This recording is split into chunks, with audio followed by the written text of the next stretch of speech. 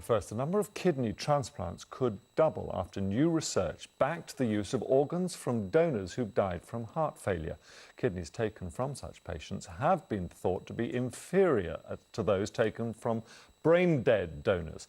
But researchers have now found they perform just as well, and crucially, they are more readily available. Our medical correspondent Sue Saville is with some people at Great Ormond Street, who know very well how vital every transplant is.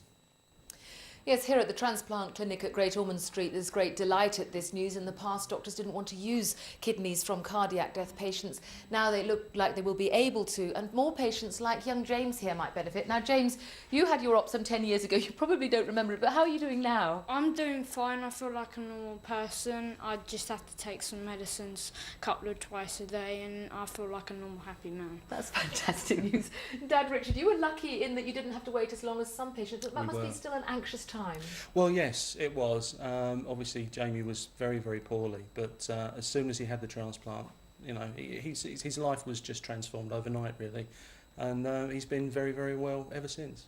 That's fantastic. Now, Michelle, as part of the transplant team here, we're hearing news then that there might be another source of kidneys. What's it going to mean for patients like James here? So, I mean, it's really exciting news because it could significantly increase the number of organs that are available to us, which means our children hopefully just won't have to wait on the waiting list nearly as long. And when children wait on the waiting list, they're often on long-term dialysis, which has its own health implications for the children and also is very overwhelming and tiring for the families at home. So actually getting transplants quicker, it will just be amazing news. And how reassuring is it to find the study says these kidneys from cardiac death patients are just as good? Oh, no, it's great.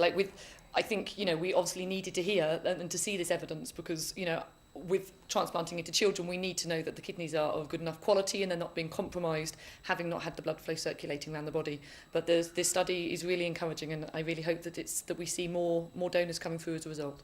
Michelle, thank you. Richard and James, thank you. So now there's a call for these kidneys to be available nationally, not just on a local basis as has been, so more and more patients can benefit. Sue Saville reporting from Great Ormond Street Hospital.